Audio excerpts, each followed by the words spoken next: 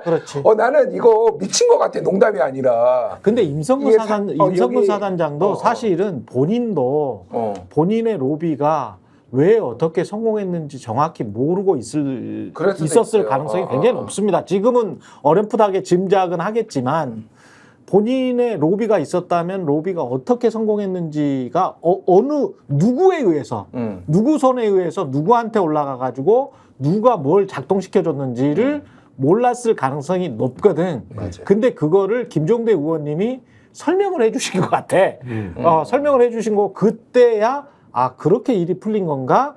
라고 됐을 것 같거든요. 근데 아까 조병노와 지금 고강현은 우리가 상식적으로 생각하는 그런 행시와 서울대 경제학과 그 라인, 그 다음에 관세청에서 근무를 했었다라는 그런 어떤 인연들, 그런 거 가지고 세관 직원은 좀 그 브리핑에서 뺐으면 좋겠다는 그런 말이 있네. 뭐 이런 정도로 만약에 전달을 했다면 그 이후에 사람들 날려버리고 뭐 이런 것들 있지 않습니까? 네. 이런 것들은 이 사람들도 모르는 어떤 힘이 작용했을 가능성이 있다는 거예요. 거예요. 왜냐하면은 이거 하나 말씀드리면 이 조병노가 지금 직책이 서울경찰청 생활안전부장이에요. 네. 마약 담당이 아니에요. 그거 아니야. 마약 담당이 여기 형사부장이 해야 되는 거예요. 네. 형사부장이 마약 담당이기 때문에 사실은 본인이 직접적으로 외압을 행사할 수 있는 자리가 아닌 거야. 그러니까 사실 이거는 위에서 만약에 이거 누구였지?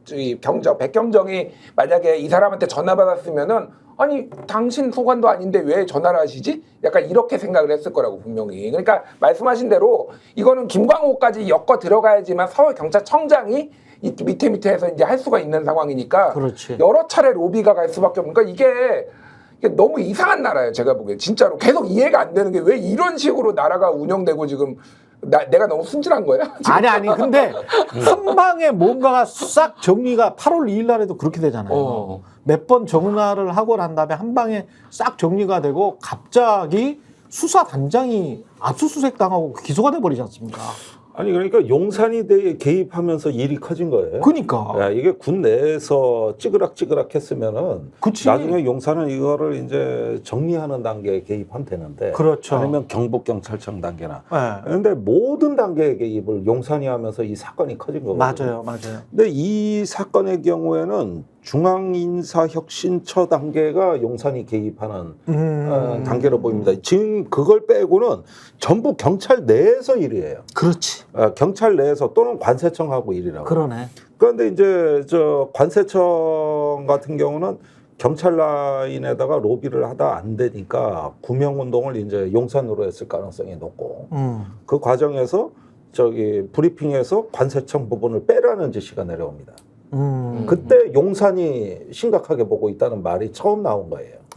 그게 영등포 경찰서장이라고. 그렇죠. 그러니까 이때가 1차적으로 경찰에서 이게 경계선을 넘어갈 때 이때 용산이 개입하고 두 번째가 중앙인사혁신처란 말이에요. 그러네요. 여기가 용산이 개입한 두 번째라고 보는 것이죠. 그러니까 이 사건은 일단 박정훈 대령처럼 외부에 브리핑하는 단계부터 탈이 난 거예요. 그러니까. 네. 그것도 7월 30일에 다 예정돼 있었는데 7월 31일에 취소하라고. 갑자기 그냥 취소해버리라고 그랬잖아요. 그러니까 그게 여기서는 영등포 경찰서장이 그 역할을 맡고 있죠. 이종섭 장관처럼. 그러네. 예, 그래가지고 이게 경찰청 바깥으로 이게 확산되는 조짐에서 딱 용산이 바위처럼 맞고 나선 사건입니다. 이거를. 그렇죠. 아니, 그러니까 저 의원님 나 진짜 궁금했는데 계속 아직도 이해가 안 되는데 그럼 김건희가 로비의 대상이었다고 치고 그러면 김건희가 얻는 이득은 뭐야? 나는 이게 잘 이해가 안 돼. 계속 이종호를 달랠 수 있잖아요. 계속 이종호를 달랠 수 있죠. 항소심 지금 9월 13일인데 뭐라도 삐끗하게 말을 하면 이종호와 권오수는 집행유예 상태에서 여기서 이제 엑싯을 부드럽게 해야 되잖아.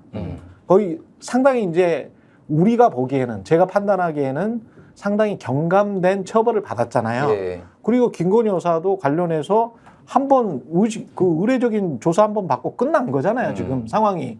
그러면 끝까지 본인이 무혐의 되고 이 사건이 그냥 완결되고 도이치모터스 사건이 완결되고 그러려면 끝까지 뒤를 봐줘야 되지 않겠어요? 그러니까 뭐 전 뒤를 봐주는 거는 이해가 가는데 이 로비를 다 받아주는 방식으로 꼭 뒤로 봐줘야 돼. 이미 3부도 던져주고 네. 뭐 해줄 거 다 해줬잖아. 사실은 이거는 실험 던져줬는지 안 던져줬는지 뭐 사실상 네. 그렇게 보이고 지금까지 사실은 이 정도 주가 조작이면 실형이 나와도 상관없는데 저 집행유예로 어쨌든 다 사실상 막아줬다고 저는 보는데 뭐 이렇게 해주고 있잖아요. 근데 이 로비까지 모든 로비를 다 김건희가 받아줘야 된다고? 나 진짜 범죄 공동체야 이거는 그냥. 그래서 이해가 안 돼 그러니까. 그래서 찌라시가 나오는 겁니다. 그래서 찌라시에 별소리가 다 있어. 근데 이제 그런 것들은 제가 다 거르고 말씀을 드리는 거기 때문에 우리가 팩트에 근거해서 추정할 수 있는 부분까지만 상식적인 선에서 아직까지는 그래도 나라가 그렇게는 돌아가겠지. 설마 무슨 영화처럼 무슨 직접 범죄를 하고 그렇겠어?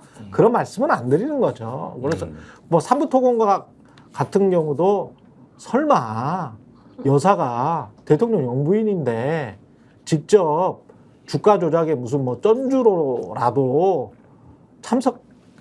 참여하고 그랬겠어. 이런 저는 아니 그러니까 순수한 생각을 가지고 있어요. 말씀인데 아니 그러면은 박근혜 대통령이 뭐 직접 미르케이를 만들어서 네. 거기서 비자금을 뽑아가지고 직접 그렇게 했겠습니까?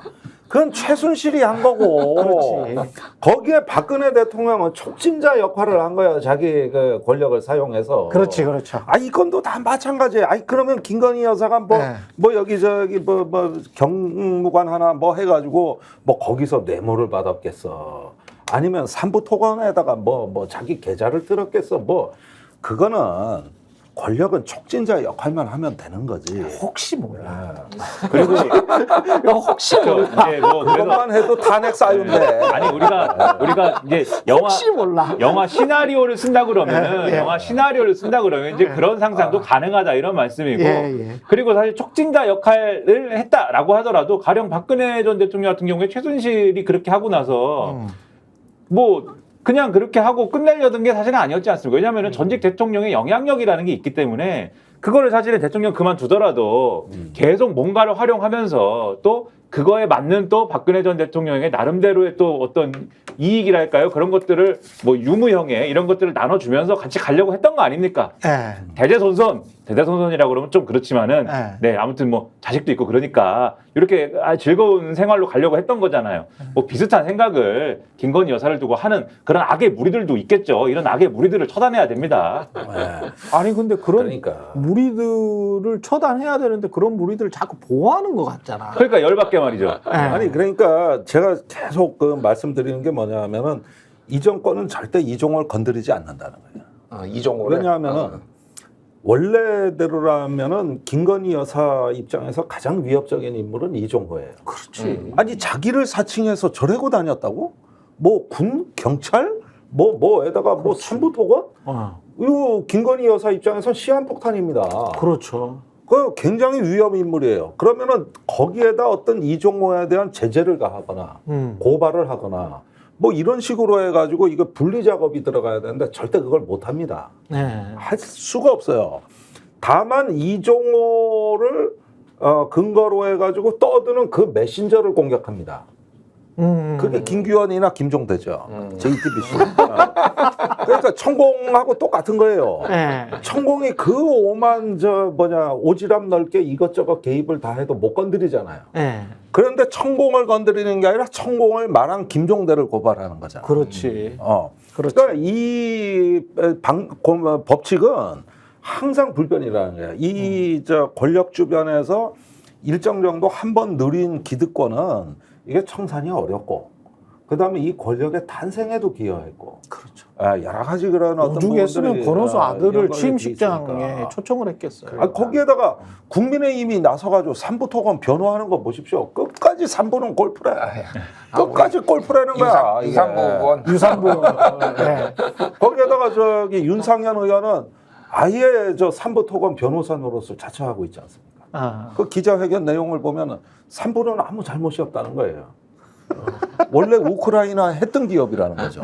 뭘 했는데. 그러니까 이런 부분을 보면은 왜 이렇게 방어해야 돼? 왜 이종호 방탄을 해야 되고, 왜 삼부토건을 방탄해야 되고, 왜 조병노를 방탄해야 되느냐?